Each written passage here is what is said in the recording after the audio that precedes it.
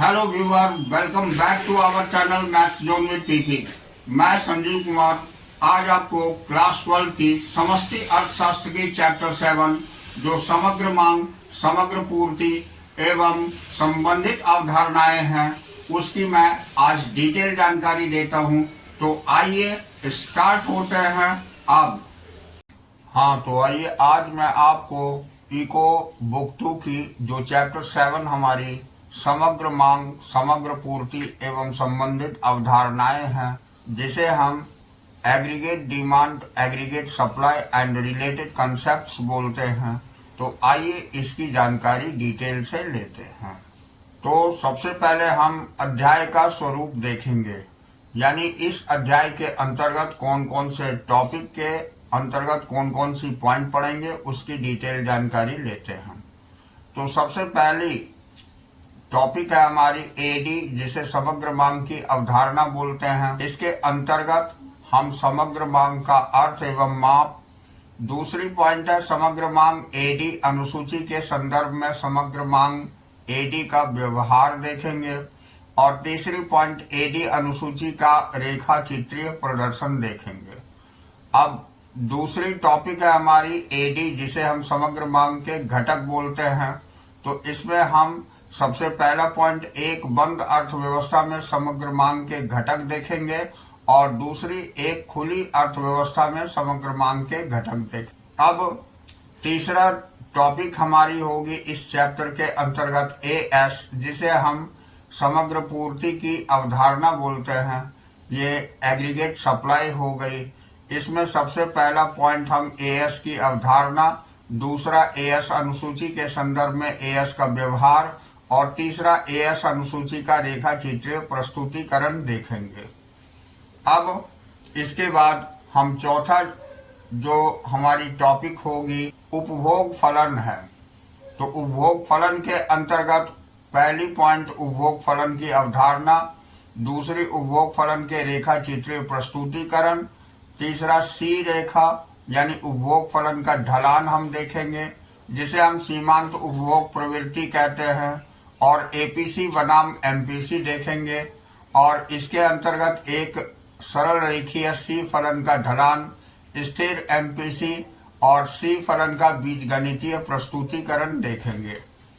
अब नेक्स्ट हमारी टॉपिक होगी बचत फलन, जिसके अंतर्गत बचत फलन की अवधारणा, बचत फलन का रेखा चित्रीय प्रस्तुतिकरण, तीसरा एस रेखा यानी बचत फलन की ढलान, और सीमांत बचत प्रवृत्ति और एपीएस बनाम एमपीएस ये कंपैरिजन देखेंगे, और एक सरल रेखीय एस फलन का ढलान यानी स्थिर एमपीएस और एस फलन का बीजगणितीय प्रस्तुतिकरण देखेंगे, और सी फलन से एस फलन की व्युत्पत्ति, रेखा चित्रीय उदाहरण। तो ये सारे हम इस पांचवी टॉपिक के अंतर्गत देखेंगे। उसके बाद हमारी छठी टॉपिक होगी उपभोग प्रवृत्ति तथा बचत प्रवृत्ति के बीच संबंध, यानी इसके अंतर्गत जो पॉइंट होगी उपभोग प्रवृत्ति तथा बचत प्रवृत्ति के बीच संबंध दर्शाने के लिए समीकरणों का प्रयोग, यानी एपीसी, एमपीसी, एपीएस और एमपीएस की तुलनात्मक सारणी देखेंगे।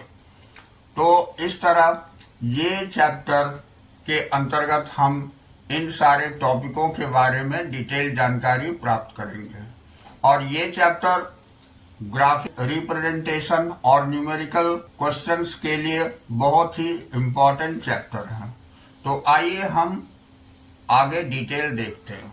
तो देखिए, इसमें सबसे पहला है समग्र मांग, जिसे हम एडी की अवधारणा यानी कंसेप्ट ऑफ एग्रीगेट डिमांड जिसे कहते हैं, तो उसकी जानकारी लेते हैं। उसमें पहला पॉइंट एडी का अर्थ एवं माप, जिसे हम meaning and measurement of AD बोलते हैं। तो आइए इसकी जानकारी लेते हैं। तो इसके अंतर्गत समग्र मांग एडी को उस व्यय के कुल जोड़ के रूप में परिभाषित किया जाता है जो लोग आय के विभिन्न स्तरों के अनुरूप अर्थव्यवस्था में एक लेखा वर्ष की अवधि के दौरान उत्पादित वस्तुओं एवं सेवाओं की खरीद पर खर्च करने की योजना बनाते हैं। दूसरी बात है कि एडी को वाई यानी कुल आय के संदर्भ में मापा जाता है। चूंकि एडी और वाई के बीच धनात्मक संबंध होता है, जितनी अधिक वाई उतनी अधिक एडी, इसलिए एडी वक्र ऊपर की ओर ढलान वाला होता है। अब हम देखते हैं नोट के अंतर्गत एडी का सामान्य मूल्य स्तर के संदर्भ में मापा जाता है। ऐसी स्थिति में एडी वक्र नीचे की ओर ढलान वाला होता। जितना अधिक सामान्य मूल्य स्तर उतना ही कम एडी। हालांकि +2 स्तर पर इस समग्र मांग का अध्ययन केवल आय के स्तर के संबंध में करते हैं। अब हम नेक्स्ट पॉइंट देखेंगे। तो समग्र मांग को अर्थव्यवस्था में मांगी गई वस्तुओं की भौतिक मात्रा के कुल जोड़ के रूप में नहीं मापा जाता है। वास्तव में ऐसा करना संभव ही नहीं है। समग्र मांग को सदैव वस्तुओं एवं सेवाओं पर किए जाने वाले कुल व्यय के रूप में मापा जाता है। नेक्स्ट पॉइंट, समग्र मांग को सदैव आय के विभिन्न स्तरों पर लोग क्या खर्च करने की इच्छा यानी विश टू स्पेंड रखते हैं, या लोग क्या खर्च करने की योजना यानी प्लान टू स्पेंड बनाते हैं के रूप में व्यक्त किया जाता है। समग्र मांग की व्याख्या किसी भी अर्थव्यवस्था में वस्तुओं तथा सेवाओं की खरीद पर लोग वास्तव में क्या खर्च करते हैं के रूप में नहीं की जाती है। तो ये हमारी समग्र मांग थी जिसके बारे में हम जानकारी लिए। ये हमारी दूसरी पॉइंट समग्र मांग अनुसूची के संदर्भ में समग्र मांग का व्यवहार है, यानी behaviour of AD with reference to AD schedule, यानी behaviour of AD with reference to AD schedule. तो इसके अंतर्गत पहला पॉइंट, चूंकि अर्थव्यवस्था में समग्र मांग एडी को समग्र व्यय वस्तुओं और सेवाओं की खरीद पर के रूप में मापा जाता है। समग्र मांग के व्यवहार का अध्ययन आय के विभिन्न स्तरों पर समग्र व्यय के व्यवहार के रूप में किया जाता है। अब दूसरा पॉइंट है, समग्र मांग के व्यवहार का अर्थ है कि अर्थव्यवस्था में वाई के विभिन्न स्तरों के प्रति समग्र व्यय यानी एग्रीगेट एक्सपेंडिचर जैसे कैसे प्रतिक्रिया करता है। यह एक अनुसूची के माध्यम से व्यक्त किया जाता है, जिसे समग्र मांग एडी अनुसूची या समग्र व्यय एई अनुसूची कहा जाता है। नेक्स्ट पॉइंट है हमारी, समग्र मांग अनुसूची वह तालिका है जो अर्थव्यवस्था में वाई यानी कि आय के विभिन्न स्तरों के अनुरूप समग्र मांग एडी एग्रीगेट डिमांड या समग्र व्यय को व्यक्त करता है। अब तालिका 7.1 इस अनुसूची का उदाहरण है जो हम आगे देखेंगे।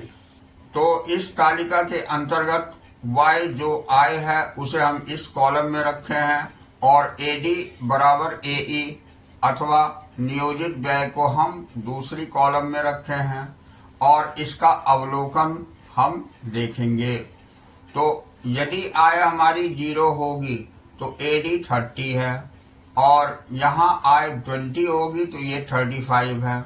ये आय जैसे जैसे बढ़ेगी ये इस अवस्था में बराबर हो जाती है।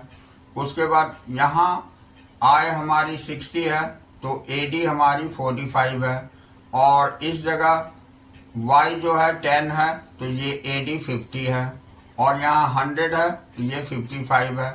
लास्ट में ये 120 और ये 60 है। तो इसका अवलोकन हम इस प्रकार करेंगे। अर्थव्यवस्था में व्यय का कुल न्यूनतम स्तर सदैव होता है, भले ही y बराबर 0 हो यानी 0 हो। अतः एडी बराबर 30 तो y बराबर 0 0। कारण सरल है, आपको अपनी आय पूर्णतः 0 होने पर भी जीवित रहने के लिए वस्तुएं खरीदने के लिए कुछ समय कुछ व्यय अवश्य उठाने पड़ते हैं। तो आप ऐसा उधार बोरोइंग के माध्यम से कर सकते हैं जिसे ऋणात्मक बचत नेगेटिव सेविंग कहा जाता है। जैसे आय y बढ़ती है समग्र मांग एडी बढ़ती है। अतः समग्र मांग आय के से धनात्मक रूप से संबंधित है। तीसरी बात है कि आय के एक निश्चित स्तर पर पहुंचने पर समग्र मांग यानी एडी और वाई के पीछे रह जाती है। अतः जब वाई 60 है तो एडी 45 है। तो इसी भांति जब वाई 80 तो एडी 50 है। यह तब होता है जब वाई के उच्च स्तर पर लोग अपनी आय का कुछ भाग बचत के रूप में रखने लगते हैं। तो ये हमारी इस तालिका से क्लियर होती है।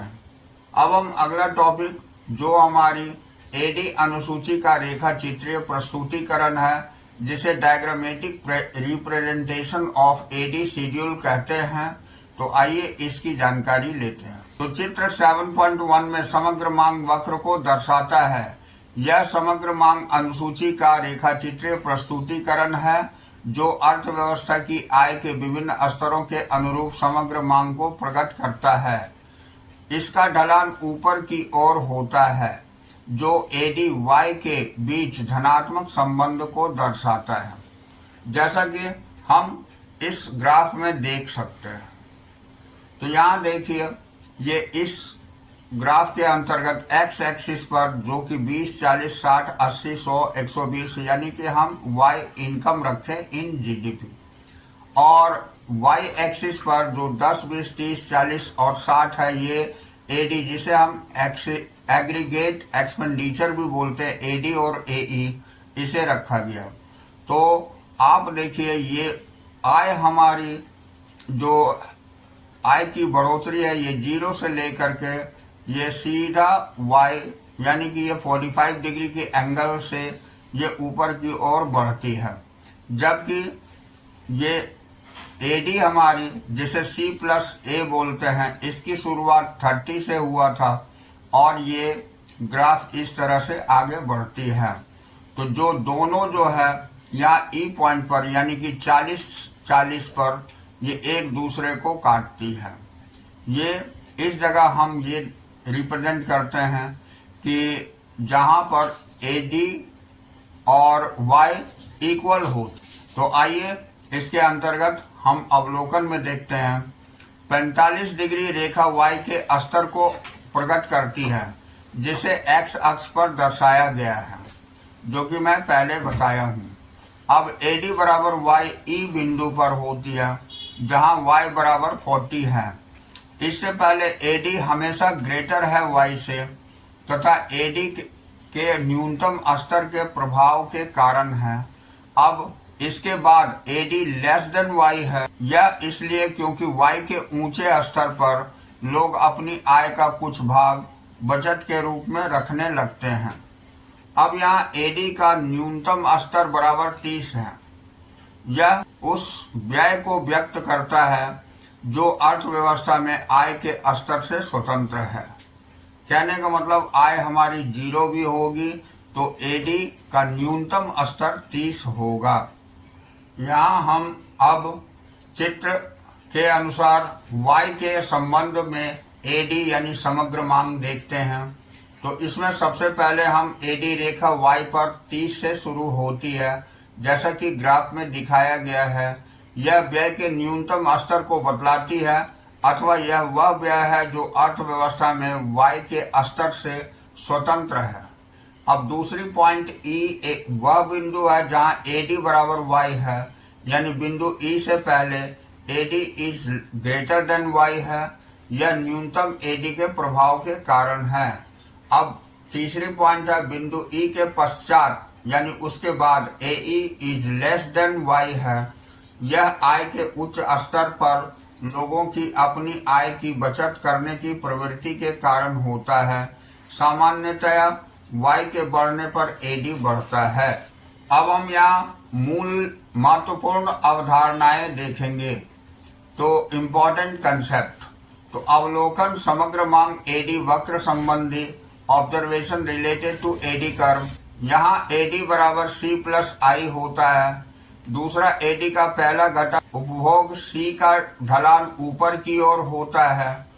अब तीसरा है एडी का दूसरा घटक निवेश आय के स्तर से स्वतंत्र माना जाता है, अतः यह एक क्षैतिज सीधी रेखा होती है।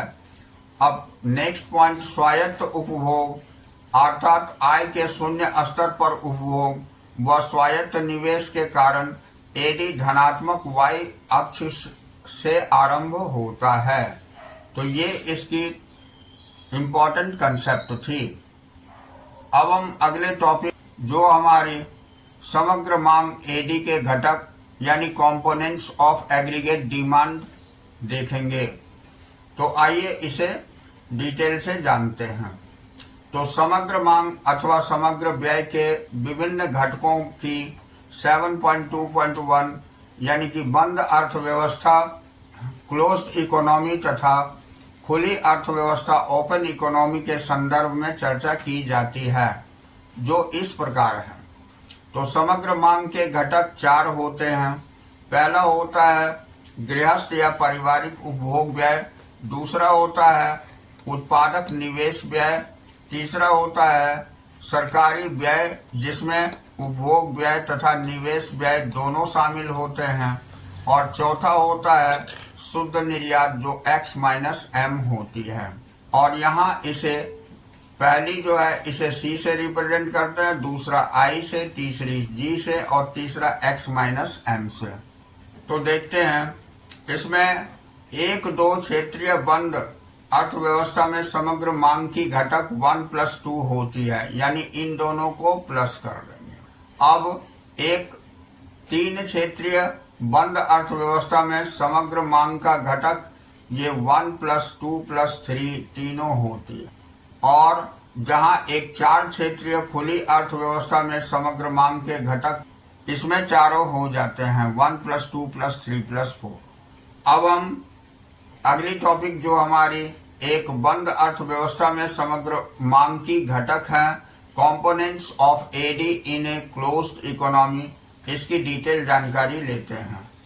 तो एक बंद अर्थव्यवस्था, पहला है ए 2 क्षेत्रीय बंद अर्थव्यवस्था तथा दूसरा 3 क्षेत्रीय अर्थव्यवस्था हो सकती है। तो यहाँ हम पहला देखते हैं, एक 2 क्षेत्रीय अर्थव्यवस्था में पहला गृहस्थ परिवार क्षेत्र, दूसरा उत्पादक क्षेत्र शामिल होते हैं। अब विशेष रूप से इस अर्थव्यवस्था में कोई सरकारी क्षेत्र नहीं होता। गृहस्थ परिवार उपभोग के उद्देश्य से वस्तुएं खरीदते हैं, तदनुसार यह व्यय उपभोग व्यय कंजम्पशन एक्सपेंडिचर C कहलाता है, और दूसरी ओर उत्पादक निवेश के उद्देश्य से वस्तुएं खरीदते हैं, तदनुसार यह व्यय निवेश व्यय यानी इन्वेस्टमेंट एक्सपेंडिचर I कहलाता है। तो एक 2 क्षेत्रीय बंद अर्थव्यवस्था में समग्र मांग के 2 घटक होते हैं, जो इस तरह है, AD बराबर C+I है। ये समग्र मांग बराबर गृहस्थ यानी पारिवारिक उपभोग व्यय, और इसके साथ प्लस कर देंगे हम उत्पादक निवेश व्यय। यह निजी निवेश व्यय के बराबर है क्योंकि यहाँ कोई सरकारी क्षेत्र नहीं है। अब हम दूसरा देखेंगे। तो दूसरी पॉइंट है, एक 3 क्षेत्रीय बंद अर्थव्यवस्था में पहला गृहस्थ परिवार क्षेत्र भी आता है, उत्पादक क्षेत्र भी आता है, और तीसरा सरकारी क्षेत्र भी शामिल होते हैं। तो इसमें सरकार सामूहिक उपभोग व्यय कलेक्टिव कंजम्पशन एक्सपेंडिचर करती है। इससे अभिप्राय सार्वजनिक उपभोग व्यय से है अथवा संपूर्ण समाज के आधार पर उपभोग व्यय से है। उदाहरण हम देखते हैं, जैसे रक्षा बलों के लिए भोजन तथा कपड़ों की खरीद पर किया गया सरकारी व्यय। सरकार निवेश व्यय भी करती है, जैसे सड़कों और पुलों पर किया गया व्यय। कुल सरकारी व्यय जिसमें सरकारी उपभोग व्यय तथा सरकारी निवेश व्यय शामिल होते हैं को G द्वारा व्यक्त किया जाता है। तो एक 3 क्षेत्रीय बंद अर्थव्यवस्था में समग्र मांग के 3 घटक होते हैं, जो इस प्रकार है, AD बराबर C+I+G,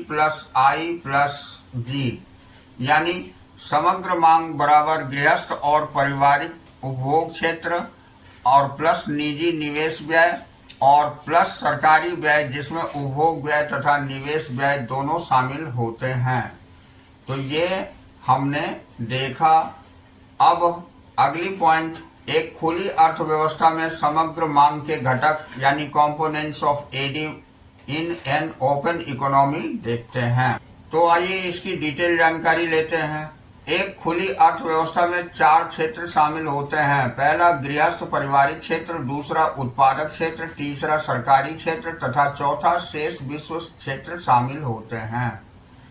अब हम इसी के अंतर्गत नेक्स्ट पॉइंट देखते हैं।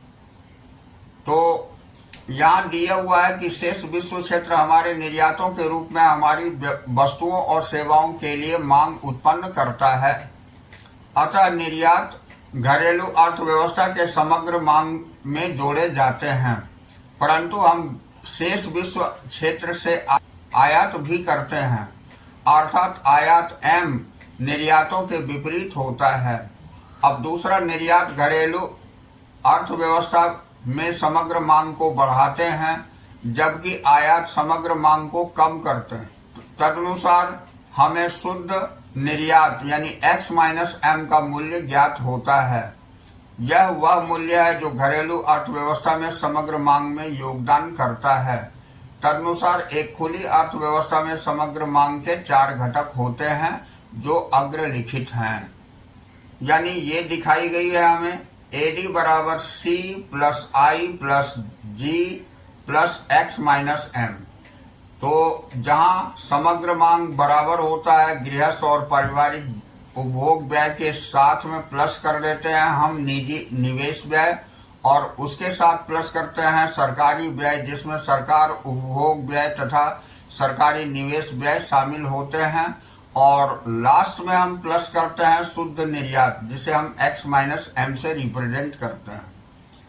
अब इसमें एक 2 क्षेत्रीय बंद अर्थव्यवस्था मॉडल में समग्र मांग को उपभोग C प्लस निवेश I को जोड़कर ज्ञात किया जाता है, अर्थात AD बराबर C प्लस I होता है। तो इस जगह आप इसे देख सकते हैं। यहाँ Y I दी हुई है, C उपभोग दिया हुआ है, I निवेश दिया हुआ है, और AD यहाँ निकाला गया है C प्लस I। यानी यहाँ देखिए आप, ये 0 है, ये 50 है, इन दोनों को अगर हम, और I 100 है तो हम C प्लस I कर देंगे 100 और प्लस 50 तो ये 150 हो जाएगी। इसी तरह हर स्टेप में किया गया है और प्लस करके ये AD निकाली गई है।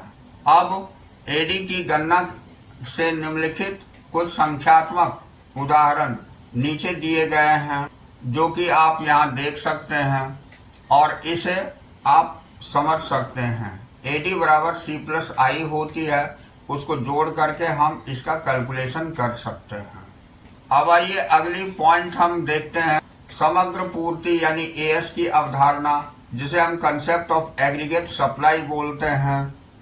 तो इसमें पहला पॉइंट है समग्र पूर्ति की अवधारणा, concept of AS aggregate supply, यानी इसमें समग्र पूर्ति AS से अभिप्राय उस समग्र उत्पादन से है जिसके उत्पादन के लिए उत्पादक एक लेखा वर्ष में योजना बनाते हैं। इसका अर्थ है कि एक लेखा वर्ष के दौरान अर्थव्यवस्था में वस्तुओं और सेवाओं का प्रवाह। नेक्स्ट है वस्तुओं और सेवाओं के उत्पादन का अर्थ मूल्य वृद्धि यानी वैल्यू एडिशन है, तथा मूल्य वृद्धि का अर्थ आय सृजन यानी इनकम जनरेशन है।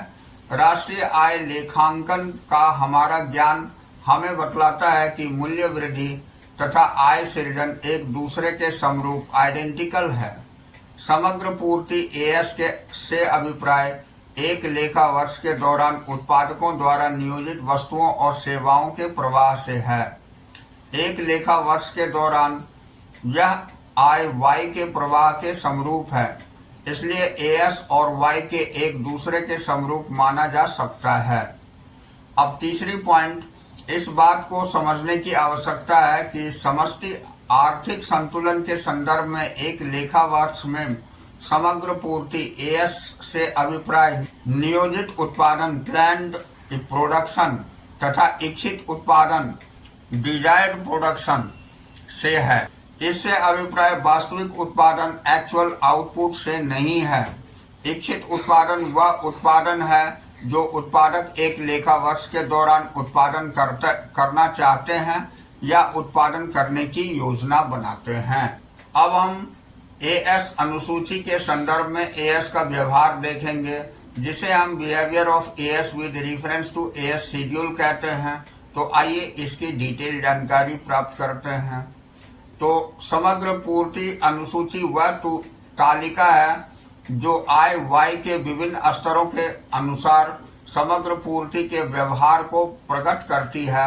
ये तालिका में दिखाए गए हैं। तो यहाँ देखिए वाई हमारी इनकम है और यहाँ एएस समग्र पूर्ति है और यहाँ एएस दिखाई गई है। जब इनकम वाई हमारी 0 होती है तो एएस भी 0 होती है। जब वाई 20 होती है तो एएस भी 20 होती है। जब वाई 40 है तो एएस भी 40 होती है, यानी ये बराबर होती है। यहाँ पर हम देखते हैं अवलोकन में माइनस एएस और वाई के बीच पूर्ण समरूपता दिखाती है। तो यहाँ दिखाया गया है एएस और वाई में परिवर्तन के मध्य समरूपता के प्रभाव, यानी implications of perfect identity between AS and Y. तो वाई तथा एएस के बीच समरूपता यह दर्शाती है कि अर्थव्यवस्था में उत्पादक वे सभी पूर्ति करने या बेचने के लिए तैयार हैं जो वे उत्पादन करने की इच्छा रखते हैं। दूसरी बात है उत्पादक वे सभी क्यों बेचना पूर्ति करना चाहते हैं जो वे उत्पादन करने की इच्छा रखते हैं, क्योंकि अर्थव्यवस्था में अतिरिक्त क्षमता एक्सेस कैपेसिटी विद्यमान है। तदनुसार जब भी मांग में वृद्धि होती है तो उत्पादक पूर्ति के समान वृद्धि की योजना बनाते हैं जिससे कि अतिरिक्त क्षमता का प्रयोग हो जाए। अब नोट करें कि समग्र पूर्ति एएस के अनुपातिक वृद्धि के कारण एडी के वृद्धि के अनुरूप अर्थव्यवस्था में कीमत स्तर स्थिर होता है। इस प्रकार कीमत समग्र पूर्ति एएस के निर्धारक तत्व के रूप में कोई भूमिका नहीं निभाती है। अब हम नेक्स्ट पॉइंट देखेंगे कि हम यह क्यों मानते हैं कि अर्थव्यवस्था में अतिरिक्त क्षमता है। तो इसके अंतर्गत वास्तव में यह समष्टि आर्थिक मॉडल की आधारभूत मान्यता है जिसका प्रतिपादन केन्ज ने किया था। तो केन्ज ने यह आधारभूत मान्यता बनाई क्योंकि उसमें सन 1930 की महामंदी से उत्पन्न हुई गंभीर बेरोजगारी का सामना करती हुई अर्थव्यवस्थाओं से लेन देन किया था। ऐसी अर्थव्यवस्थाओं में अतिरिक्त क्षमता या अप्रयुक्त क्षमता अवश्य होती है मांग के अभाव के कारण। अतः हम एएस को वाई के समान लेते हैं। इसीलिए तालिका में हमें एएस और वाई दोनों बराबर दिखाई गई है। अब यहाँ हमें अनुसूची का रेखा चित्रीय प्रस्तुतिकरण दिखाया गया है, diagrammatic presentation of as schedule. तो यहाँ देखिए ये दिखाया गया है, हमें समग्र पूर्ति वक्र को दर्शाता है। यह समग्र पूर्ति अनुसूची का रेखा चित्रीय प्रस्तुतिकरण है। इसमें इनकम हमारी एक्स एक्सिस पर दिखाई गई है और एग्रीगेट सप्लाई एएस हमारी वाई एक्सिस पर दिखाई गई है। जहां वाई बराबर एएस होता है तो इसका ग्राफ 0 से लेकर सीधी 45 डिग्री पर बनती है, जहां वाई और एएस दोनों इक्वल एक रेखा से प्रदर्शित करी गई है। तो यहाँ एएस रेखा एक 45 डिग्री रेखा है क्योंकि वाई अक्ष पर एएस और एक्स अक्ष पर वाई के समरूप है। अब इस चित्र के अनुसार चित्र ये दर्शाता है कि एएस तथा वाई एक दूसरे के समान है, इसलिए एएस के मूल बिंदु से आरंभ होते हुए 45 डिग्री रेखा पर व्यक्त किया जाता है।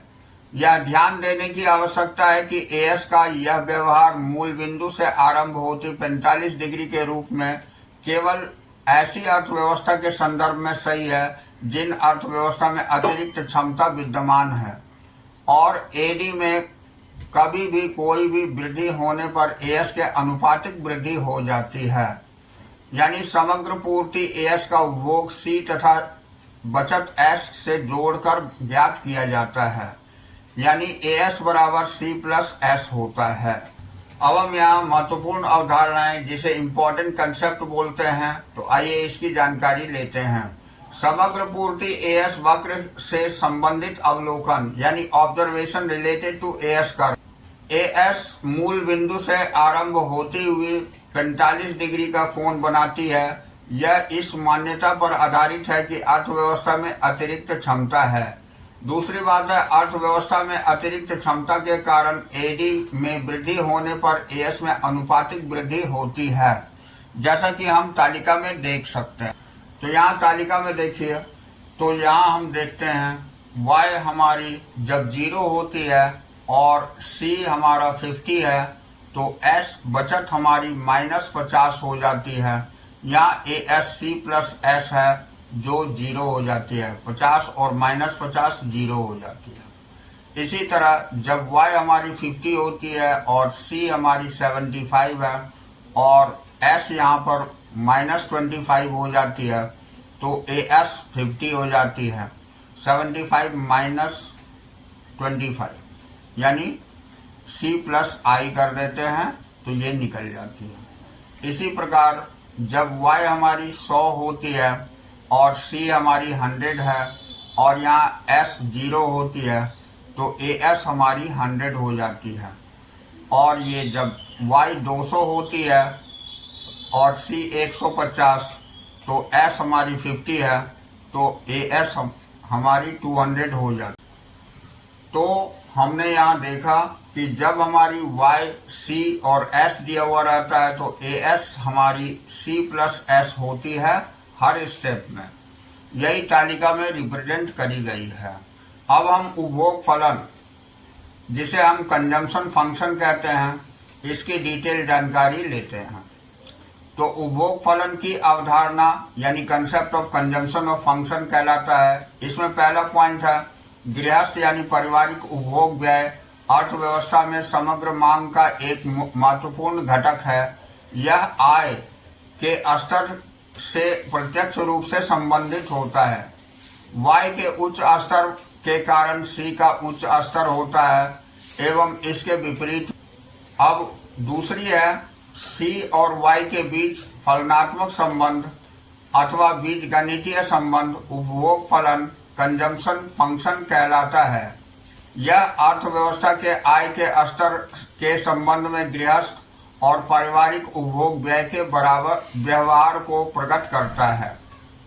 अगली पॉइंट है Y के संबंध में C के व्यवहार का अध्ययन करते हुए अर्थशास्त्रियों ने निम्नलिखित बिंदुओं का पहचान की है जिसकी विशेष महत्व है।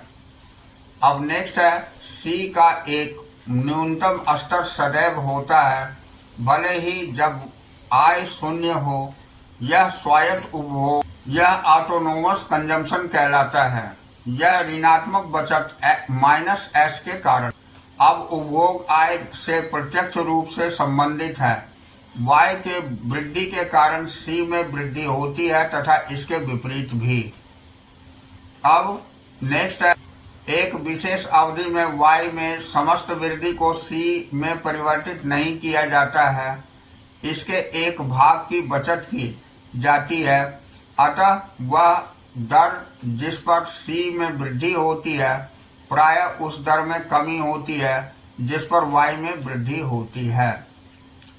अब इन अवलोकनों के कारण Y के संबंध में C के व्यवहार को तालिका 7.1 में निर्दिष्ट किया गया है। यहाँ हम देखते हैं उपभोग फलन यानी कि एक सारणीयन प्रस्तुतिकरण कंजम्पशन फंक्शन ए टेबुलर रिप्रेजेंटेशन। तो यहाँ Y और C के बीच संबंध दिखाया गया है। जब Y हमारी 0 है तो C हमारी 20 है, जब Y हमारी 50 है तो ये 60 है C, जब Y हमारी 100 है तो C 100 और जब Y हमारी 150 तो ये 140। तो इसमें हम ऑब्जर्वेशन करते हैं, देखते हैं। यह तालिका उपभोग फलन का एक सरल सारणीयन प्रस्तुतिकरण करती है, प्रदान करती है। इससे प्रकट होता है कि 20 उपभोग का न्यूनतम स्तर है और C का स्तर है भले ही Y 0 यानी शून्य हो। Y के वृद्धि के कारण C में वृद्धि होती है, अतः C और Y प्रत्यक्ष रूप से संबंधित है। वह दर जिस पर C में वृद्धि होती है उस दर से कम है जिस पर y में वृद्धि होती है। अतः जब y हर बार 50 से बढ़ता है तो c में 40 से वृद्धि होती है। y और c के बीच का अंतर आय में की गई बचत की ओर संकेत करता है। तो इस तरह हमने ये तालिका देखा। तो आज की क्लास हम यहीं ओवर करते हैं। अगले दिन हम अगले पार्ट से लेकर के फिर इस चैप्टर को चलेंगे। तो that's all for today. We will meet again on the next class.